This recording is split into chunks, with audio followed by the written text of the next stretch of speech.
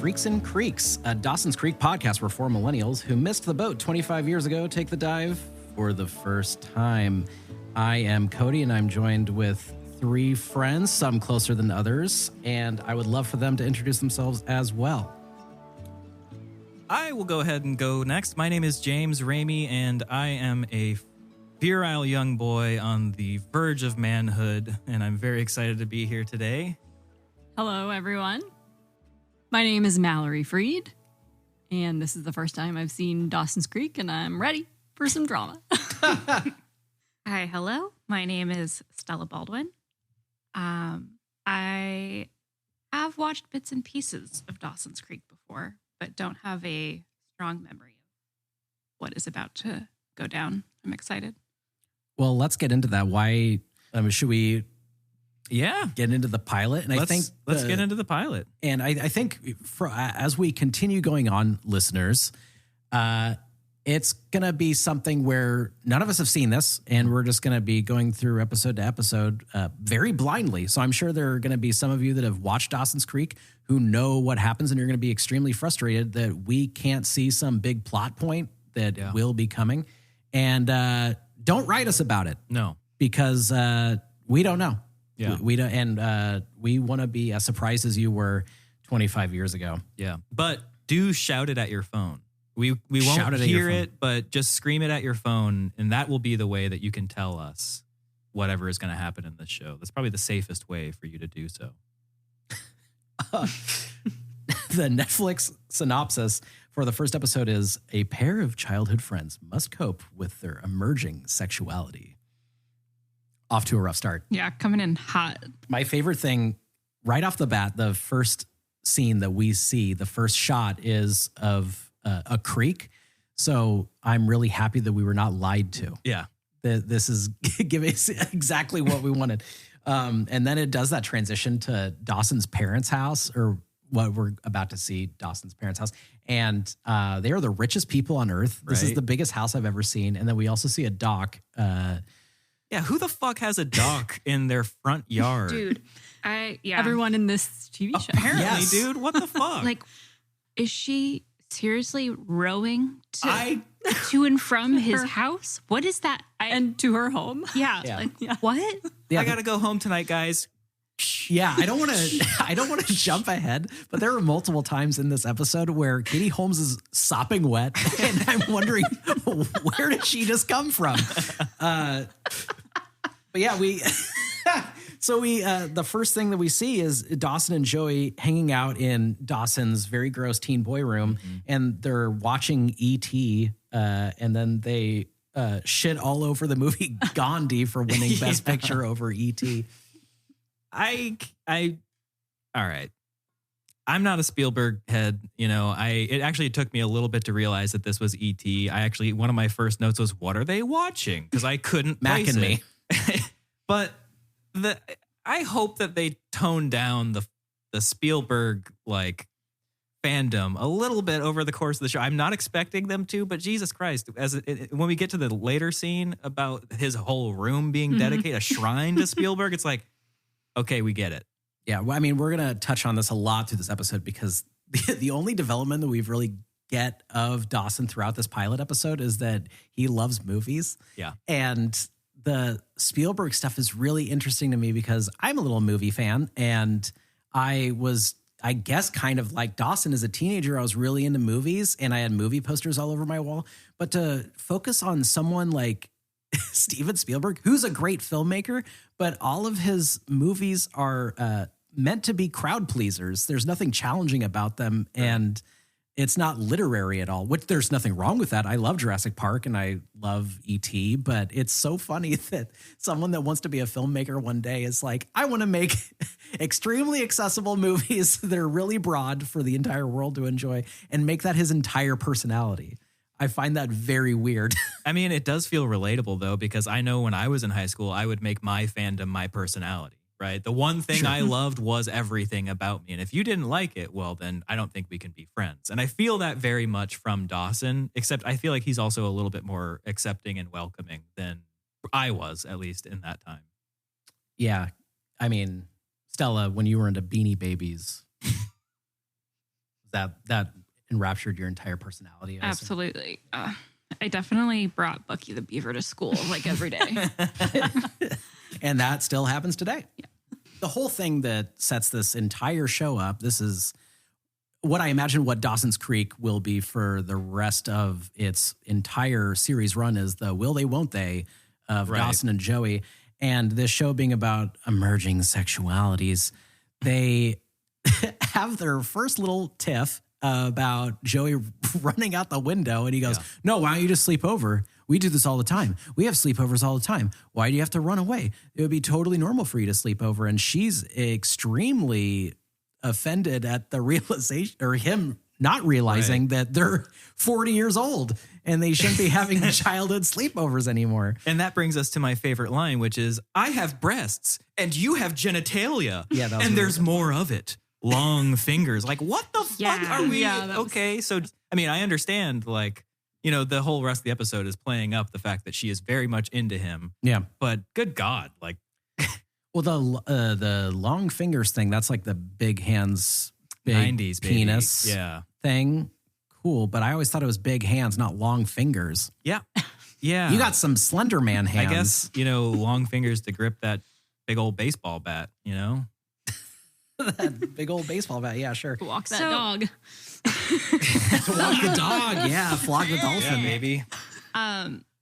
Yeah, I mean, I guess, you know, part of it is just like, okay, they're setting up the story. So, of course, they have to like present this conflict right away. But it just seems so funny that it's like, okay, we're 15. All of a sudden, we can't do this anymore. It's like, what? Like, Somebody flip the switch. yeah. Yeah, I'm really surprised by why now. Yeah. Like why? I mean, 15 is a pretty arbitrary age in my mind. I mean, I feel like it would have worked better if they were 13, but I also don't want to see No. that show. And that seems like a way more significant year. But I guess, I mean, a big deal with this is that they're sophomores, and we'll get into how weird that arbitrariness is. I don't really understand that, but yeah, like why that night? I mean, if they have sleepovers all the time, this conversation should have happened 2 years ago, 3 years ago, at least. Yeah. She also said we start high school on Monday. Right. Oh yeah. So yeah. that's why. Okay. But we start high school as sophomores. Yeah. Did I not really miss sure. that? This is their first experience in high school. Everyone's so casual Says about that, it. Yeah. Yeah. Yeah, it doesn't make any sense to me. It must be like one of those middle school, high school combinations where they all go to the same school. You know what I mean? A Like, Boy Meets World, if you will. yeah, I don't know, but I also love the line that she drops here, which is, our emerging hormones are destined to alter our relationship, and I'm trying to limit the fallout. Like, Yeah, I wrote that down too, and she talks don't know like Data anyone. from Star Trek. yeah, dude, talk she is an android. I'm pretty sure. I really liked how she was going to escape, and he called her Josephine, which sets her off. And Don't go all female on me. I don't want to have to start calling you Josephine. Yeah, and another Data line, and then they tickle fight for what felt like hours. Yeah, dude. And just as quick as why this is suddenly a big deal, they go, okay, well, it's time for us to go to bed now. Bye. And and I mean, like, no one really sleeps in pajamas, but at least like for television, I want to see that transition. But instead, they're still wearing all of their clothes and all the lights are on, and they just like pull up the covers and that's it. Also, she had her shoes on. Yeah. And so did she just quickly take them off? She gets Oh, under I the don't know. covers, She was too. out the window with her shoes on. Well, I sleep with my shoes on. You never know what's going to happen. It's true. Also, did you notice that? I mean, I think this is again. When I was looking up the show, it said that Joey was a tomboy. I didn't really get much of that in this episode, but she was covered in bruises. Did anyone else notice that? I did not. Her legs look like she has never worn a shin guard and she's been playing soccer for 50 years. It's climbing up absurd. that ladder, but Yeah. Oh my God. Yeah, that'll be really brutal on your shins. So yeah, they get in bed and Dawson stares at her like a pervert before turning away. And I mean, yeah, a lot of sexual tension that they're placing immediately. But how long has this will they won't they been going on? Did they ever express like when their friendship started? Have they just been friends forever? Well, in a Childhood. later scene, Graham says that she's been sneaking up into that boy's window Yes. since they were little or something like that. So it seems like this has always been their thing. But about them getting in bed, did anybody else notice how Dawson is basically like, he's manspreading the entire Yes. bed Yeah. and leaving Joey with like, She's like- a sliver on the very edge. And he's like, I don't know, man. Why'd you bring this up, dude? Like, all I wanted to do was have a cool slumber party. Just like, sorry, the idea that, like, again, that it's like all of a sudden they're sexual. Like, so you're telling me that they have sleepovers all the time and they sleep in the same bed, which is also very weird. Yep. Like, okay, two things. One, it's like, so he's never like had a boner when he's Right. like sleeping next to her. What? And then like, I don't know if, every friendship is different, but I don't really remember ever sleeping in the same bed as my friend. Like, Absolutely not. Like, I mean, I actually, remember that's- sleeping in the same room, yeah. but like not the same. I did share a bed with some of my friends, like up into high school when we would do sleepovers, but they were other men. They were never like people of the other sex or anything like that. And it was almost always just because there were like 15 of us sleeping over at the Right. house and Yeah. we needed to just sleep Yeah. somewhere. Yeah. It was never like, oh, hey, you want to come over and we'll watch some movies and go to sleep in the same bed? No, it was like I would sleep on the floor or I'd sleep on the couch. There's especially in a house that big, there is got to be a guest bedroom that Joey could be sleeping in. Like, Listeners, write us. Tell us about your slumber party stories. Yes, Where did you please. sleep? my slumber party experience was almost always laying on the floor until my anxiety peaked and I started crying and had to call my parents to have them come pick me up. Seriously, Cody and I were just talking about this last night. I hated slumber parties as a kid. Like, they stressed me out so much. So much. Yeah, not a fan. I loved them.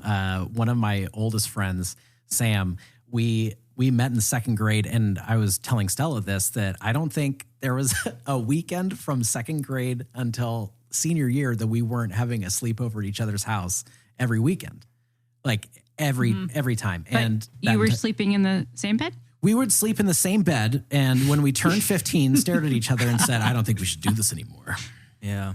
We got to stay friends no matter how much body hair we acquire. Okay, Sam? Yeah, a lot of the logical conclusions that they're coming to are really far out as to why they can't be friends. Well, I feel like it kind of goes back to this being a semi-autobiographical. Yeah. Kevin Williamson is Dawson because I don't know if people know this, but Kevin Williamson is a gay man. So Oh. maybe Oh, he does interesting. not. Interesting. He is trying to throw out that, you know, for him this was not an issue. He had no feelings towards Josephine, or at least he or whoever the equivalent of Joey is. You know, but that is the only thing that kept coming into my head. And before I even knew that he wrote this as Dawson is him, I was like, this has got to be Kevin putting himself in the protagonist role. So I that's the only thing I can imagine is that maybe that's a big plot point that we're going to get in season 6 of Dawson Creek, where he finally realizes that he is a gay man. But Oh my I don't God, know. that would be shocking for the 90s. That would be incredible. Yeah. I mean, early 2000s Yes, is when the at show that point, finally yeah. ends. And I mean, I you know, when I was watching this, I actually thought like, oh, the CW is definitely going to reboot this eventually, Yes. or, you know, whatever. Who would play Dawson in the modern reboot of... Timothy Chalamet. That's what I was going to say. Yeah. Yeah, that's a good one. But yeah, I mean, if they rebooted it, I mean, I was thinking about this, like, oh, they should make Dawson a queer character because that would make these dynamics way more interesting. And yeah, and Timothy Chalamet be pretty Yeah. good. That would be pretty good. I know we want to move on to the rest of the episode, but the most disgusting thing throughout this entire episode, and you'll disagree with me, but you're all wrong, is that when Joey is going to sleep on her side, her face is right. It's facing right to an open bag of Lay's. Yes. It's the most disgusting thing I've ever seen in my life. Can you imagine breathing that in all night? I did not notice I that. noticed the lays. I did not notice wow. that. Yeah. I was probably just like, damn, that's a cool ass room. But can you imagine how fucking bad that room smells? Like Oh teenage my boy stink. God. He's in there. It's his film studio.